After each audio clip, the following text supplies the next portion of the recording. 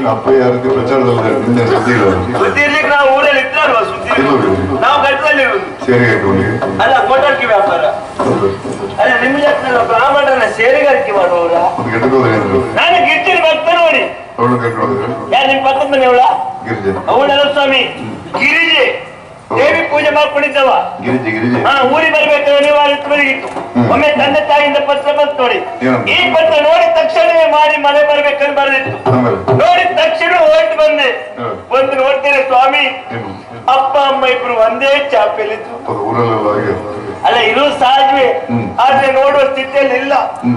7 ಅಡಿ ಮೇಲೆ ಆಗ್ತಾ ಉಂಟು ಉಸಿರು ಹೋಗಿ ನಮ್ಮ ಅಪ್ಪ ಹತ್ರ ಕೇಳಿದೆ ಯಾಕಪ್ಪ ನೀವು ಬರ್ಲಿಕ್ಕೆ ನಿಮ್ಗೇನಾಗಿದೆ ಕೇಳಿದೆ ಅವಾಗ ನಮ್ಮ ಅಪ್ಪ ಹೇಳಿದೇನು ಗೊತ್ತಾ ಮಗನಿಗೆ ನಿನಗಾಗಿ ಹೆಚ್ಚಿಗೆ ಮಾಡಿಟ್ಟಿದಿಲ್ಲ ಏನೋ ಸ್ವಲ್ಪ ತೋಟ ಮಾಡಿಟ್ಟಿದ್ದೇನೆ ಹಾಗೆ ಅಡಿಕೆ ಮರ ಬುಡ ತೆಂಗಿನ ಮರ ತಲೆ ಒಂದು ನೋಡ್ಕೊಂಡು ಮಗನ ಅಂತ ಹೇಳಿ ಅಪ್ಪ ಮೇಲೆ ಹೋದ್ ನೋಡಿ ಅಪ್ಪ ಓದ್ಕೊಂಡು ಅಮ್ಮ ಹತ್ರ ಹೋಗಿ ಕೇಳಿದೆ ಅವಾಗ ನಮ್ಮ ಅಮ್ಮ ಹೇಳಿದೇನು ಗೊತ್ತಾ ಅಪ್ಪ ಹೇಳಿದ ನಿಷ್ಠೆಯಿಂದ ಮಾಡ್ಕೊಂಡು ಬಾ ಮಗನ ಅಂತ ಹೇಳಿ ಅಪ್ಪನ ಜೊತೆ ಅಮ್ಮನ ಹೋದ್ಲು ಏಕಕಾಲದಲ್ಲಿ ಇಬ್ಬರು ಕಲ್ಕೊಂಡೆ ಒಂದೇ ಖರ್ಚಲ್ಲಿ ಅಂತ ಕ್ರೈ ಮಾಡಿ ಪೂರೈಸಿಬಿಟ್ಟೆ ಹಾಗಂತ ಖರ್ಚು ನೋಡಿದ್ದಲ್ಲ ಹೋದದ್ದು ಒಟ್ಟಿಗೆ ಆಮೇಲೆ ಮನೆ ಬಂದೆ ನೋಡಿ ಮನೆ ಬಂದ ನಮ್ಮ ಅಪ್ಪ ಹೇಳಿ ಸ್ವಲ್ಪ ಇತ್ತು ಅಡಿಕೆ ಮರ ಬುಡ ನೋಡು ತೆಂಗಿನ ತಲೆ ನೋಡು ಅಂತ ಹೇಳಿದ್ರು ದಿನ ಬೆಳಿಗ್ಗೆ ಬೇಗ ಹೇಳುದು ತೋಟಕ್ಕೆ ಹೋಗುದು ಅಡಿಕೆ ಮರ ಬುಡ ನೋಡುದು ತೆಂಗಿನ ಮರ ತಲೆ ನೋಡು ಬಂದ ಜಗಲಿ ಮೇಲೆ ಕೂತ್ಕೊಳ್ಳೋದು ಎಂತ ತೋಟ ಒಳ್ಳೆದಾಗುದು ಸುಮ್ಮನೆ ಸ್ವಾಮಿ ದಿನನಿತ್ಯ ನೋಡಿದ್ದೆ ಬಂತು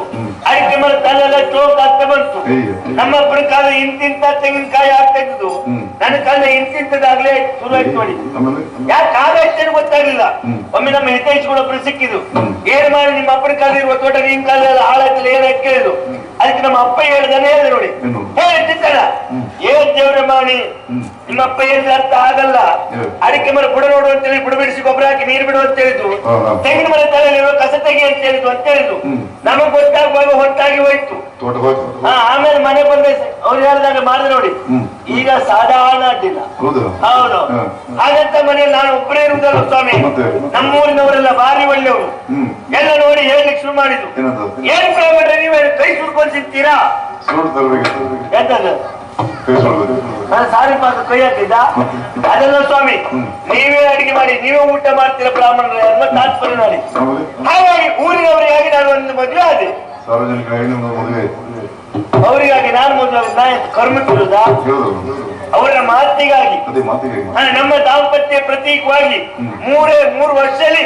4 ಜನ ಗಂಡು ಮಕ್ಕಳು ನನಗೆ ಮೂರು ವರ್ಷ ಅಂತ 4 ಮಕ್ಕಳು ಅಂದ್ರೆ ಏನ್ ಕಥೆ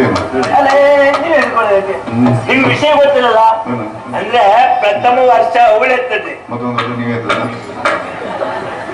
ಅದು ನಿಮ್ ಲೆಕ್ಕ ಗಂಡಸಲ್ಲ ಎತ್ತಾರ ಗಂಟು ಎರುವುದು ಅಂತ ಅಂದ್ರೆ ಹೆಂಗಸಿಗೆ ಎತ್ತ ಕೆಲಸ ಅದು ಅವಳಲ್ಲ ಸ್ವಾಮಿ ಪ್ರಥಮ ವರ್ಷದಂತದ್ದು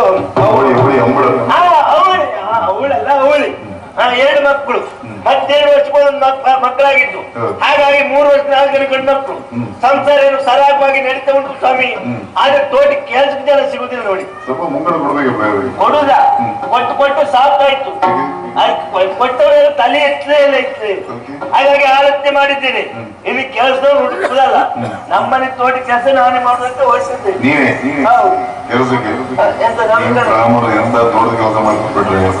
ನಿಮ್ಗೆ ನಮ್ಮನ ಕಂಡ್ರೆ ಕೆಲಸ ಮಾಡ್ಬೇಕಂದ್ರೆ ನೋಡುದಿಲ್ವಾ ಬ್ರಾಹ್ಮಣರು ಕೆಲಸ ಮಾಡಬಾರ್ದು ಯಾರ ಮನೆ ಇದು ಇನ್ನೊಬ್ಬರ ಮನೆಗೆ ಹೋಗಿ ಕೆಲಸ ಮಾಡಬಾರ್ದು ಸ್ವಾಮಿ ನಮ್ಮಲ್ಲಿ ತೋಟ ಕೆಲಸ ನಾವು ಮಾಡ್ಬೋದು ನಮ್ಮ ತೋಟ ನೋಡಿ ಮೊದ್ಲು ಈಗ ಇರ್ಲಿಲ್ಲ ಈಗ ನಾಳಿನ ಪರಿಸ್ಥಿತಿ ಹೇಗೂ ಗೊತ್ತಿಲ್ಲ ಈಗ ಒಳ್ಳೆ ನೀರು ಬರ್ತಾ ಇದೆ ಒಳ್ಳೆ ತೋಟ ಅದೇ ಈ ಸ್ಥಿತಿಯಲ್ಲಿ ಅಡ್ಡಿಲ್ಲ ಇತ್ತೀಚೆ ಇನ್ನು ನಾಳಿನ ಮೇಲೆ ಏನಾಗ್ತದೆ ದೇವರೇ ಬಲ್ಲ ಇಷ್ಟೊಂದು ನಾವು ಇಷ್ಟೊಂದು ನೋಡಿದ್ದೇ ಇರ್ತೀವಿ ಮಾಡಿ ನಿಮ್ ತೋಟ ಕೆಲಸ ನೀವು ಹಾರೆ ಹಿಡ್ಕೊಂಡು ನೋಡೋದಾಯ್ತು ಎಷ್ಟು ಕೆಲಸ ಮಾಡ್ತೀವಿ ಖರ್ಚು ಆಯ್ತಾ ಖರ್ಚು ಅದಲ್ಲ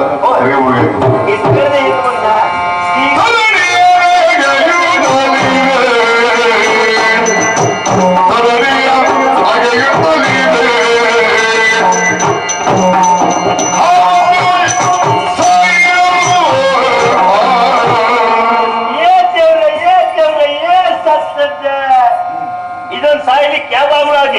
ನಾನು ಬೋಟಿಗೆ ಬಂದಾಯ್ತು ನೋಡಿ ನನ್ನ ಕಾಲಲ್ಲಿ ಸುತ್ತೇ ಇರುವುದು ಒಳ್ಳೆಯವು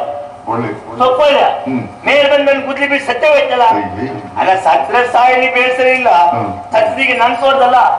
ಇಲ್ಲೇ ಇದ್ರು ಕೊಳಕು ವಾಸನೆ ಬರ್ತದೆ ನನಗುಂಟು ಅದಕ್ಕೆ ಮೂಗಿದ್ದವ್ರಿಗೆ ಬರ್ಲಿಕ್ಕೆ ಆಗುದಿಲ್ಲ ಇನ್ನೊಂದು ಎತ್ತಿ ಬಿಸಾಡ್ಬೇಕಲ್ಲ ಮತ್ತೆ ಎಲ್ಲ ಬಿಸಾಡುದು ಹೋಲ್ ಕಣೆ ಆ ತೋಟ ತೋಟ ಯಾರು ಗೊತ್ತುಂಟ ಹೇಳು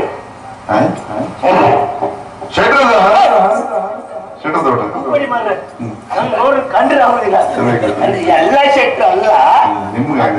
ಮತ್ ನಮ್ಬೇನು ಗಟ್ಟಿಲ್ಲಲ್ಲ ನಮ್ಮನೆ ಪಕ್ಕದಲ್ಲಿ ಆ ಶೆಟ್ರು ನೋಡಿದ್ರೆ ಅವ್ರು ನೋಡಿ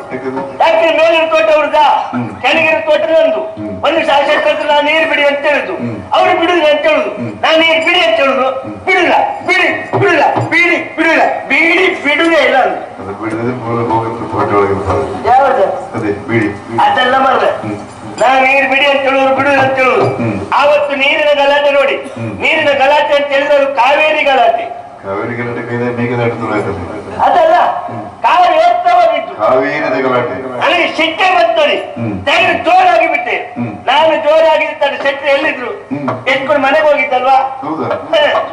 ನಾ ಶೆಟ್ರು ಹೆದರ್ಕೊಂಡ್ರು ಅಂತ ಅನ್ಸ್ಕೊಂಡಿದ್ದೆ ಮನೆಗೆ ಹೋಗ್ತಿದ್ದ ಶೆಟ್ರು ಕೊಚ್ಚೆಲ್ಲ ಹೊರಬಂದು ನೋಡಿ ಕತ್ತಿ ಪೊಡಿಗೆಲ್ಲ ಹಿಡ್ಕೊ ಓಡ್ ಬಂದು ಕತ್ತಿ ನೋಡಿದ್ರೆ ಸಿಟ್ಟಿನ ಎತ್ತಿ ಏರಿ ಬಿಟ್ಟು ಬಿಟ್ಟೇ ಇಲ್ಲ ನಾನು ತೋರ್ ತೆಗಿದ್ದವನ್ ಮನೆ ಅಂಗಳಕ್ಕೆ ಬಂದೆ ನೋಡುವ ಶೆಟ್ರು ಏನ್ ಮಾಡ್ತಾರೆ ನೋಡುವಂತ ಶೆಟ್ರು ಹಾಕೊತ್ತಿರ್ಕ ನಮ್ಮನೆ ಅಂಗಕ್ಕೆ ಬರ್ಬೇಕು ಸ್ವಾಮಿ ಅಲ್ಲ ಬ್ರಾಹ್ಮಣ ಮನೆ ಅಂಗಕ್ಕೆ ಬಂದು ಯಾವ ಬ್ರಾಹ್ಮಣ ಬಿಡ್ತಾರೆ ನಾನು ಬಿಟ್ಟೇ ಇಲ್ಲ ಮನೆಯೊಳಗೆ ಹೋಗಿ ಬಾಗಲ ಕಡೆ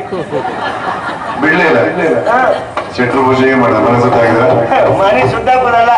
ನಾನಂತ ಶೆಟ್ರಿಗೆ ಹೆದರ್ಕೊಂಡು ಬಾಗಲ ಹಾಕೊಂಡಿದ್ದ ಶೆಟ್ರಿಗೆ ಕಲ್ಸದ್ ನಾನು ಅದಕ್ಕೆ ಬ್ರಹ್ಮತಂತ್ರ ಹೇಳುದಕ್ಕೆ ನಾನು ಒಳಗೆ ಹೋಗಿ ಬಾಗಲ ಹಾಕೊಂಡ ಇವ್ರು ಜಗಲಿ ಕುತ್ಕೊಂಡು ಹುಸಿ ಮಾಡಿದ್ರು ಆವತ್ತಿನಿಂದ ನಮ್ಮನೆಗೆ ಒಂದೇ ಒಂದು ಹುಸಿ ಇಲ್ಲ ಗೊತ್ತುಂಟ ಸಂಜೆವರೆಗೆ ಹುಸಿ ಹೊಡೆದಕ್ಕೆ ಬಂದ್ಬಿಟ್ರೆ ನಾನು ಹೊರಗೆ ಬರ್ಲಿಲ್ಲ ಸಂಜೆ ಹಾಕಿ ಮನೆಗೆ ಹೋಗಿ ನೋಡಿ ಆವತ್ತಿನಿಂದ ಗಲಾಟೆ ಇಲ್ಲ ಆವತ್ತಿನಿಂದ ಗಲಾಟೆ ಅಂದ್ರೆ ಆವತ್ತಿನ ದ್ವೇಷ ಉಂಟು ನೀನು ಕತ್ತಿಡ್ಕೊಂಡು ಬರ್ತಾರ ತೋಟ ಹಾಕುದಿ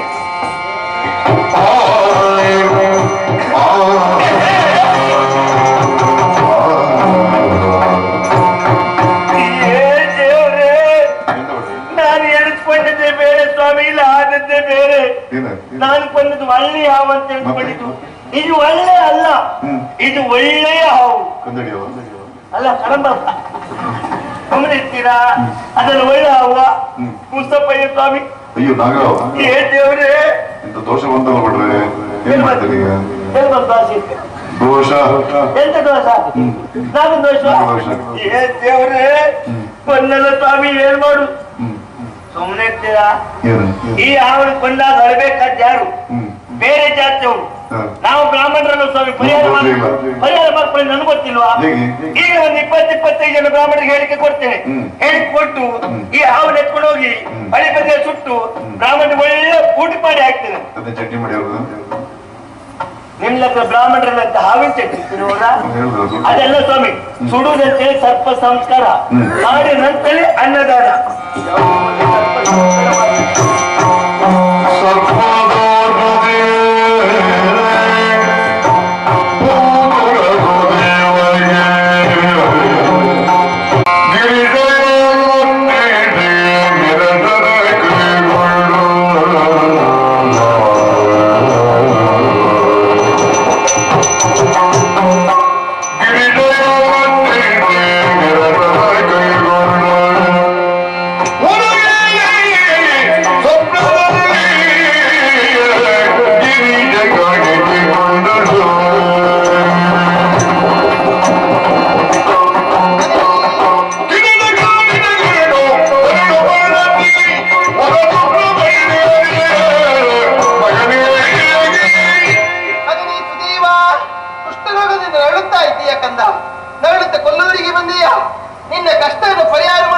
ನನ್ನಲ್ಲಿದ್ದರೂ ಸಹ ಸ್ಥಳ ಮಾತ್ರ ಇದಲ್ಲ, ನೇರವಾಗಿ ದಕ್ಷಿಣಾಭಿಮುಖವಾಗಿ ಹೋಗು. ಅಲ್ಲಿ ಮಂದರ್ಸಿಂಹ ನಾಗಕನಿಗೆ ನೆಲೆಸಿರುವ ಪುಣ್ಯ ಕ್ಷೇತ್ರ ಸಿಗುತ್ತದೆ. ಅಲ್ಲಿ ಹೋದಂತ ನೀನು ಏನು ಮಾಡಬೇಕು ಬಲ್ಲೆಯ?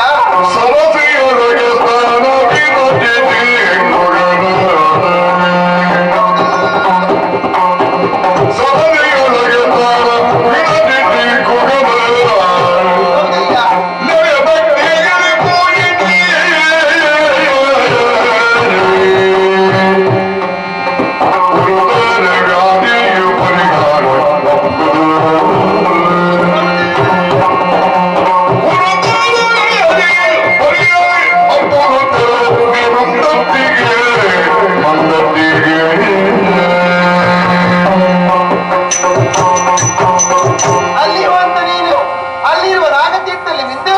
ನಿಷ್ಠೆಯಿಂದ ಸುಬ್ರಹ್ಮಣ್ಯ ಪೂಜಿಸಿದೆ ಹೋದಂತಾದ್ರಿ ನಿನ್ನ ಪಾಲಿಗೆ ಬಂದಿರುವ ಕಷ್ಟ ದೂರ ಆಗ್ತದೆ. ಮಂದಾರ್ತಿಗೆ ಹೋಗು, ಮಂದಾರ್ತಿಗೆ ಹೋಗು, ಮಂದಾರ್ತಿಗೆ ಹೋಗು.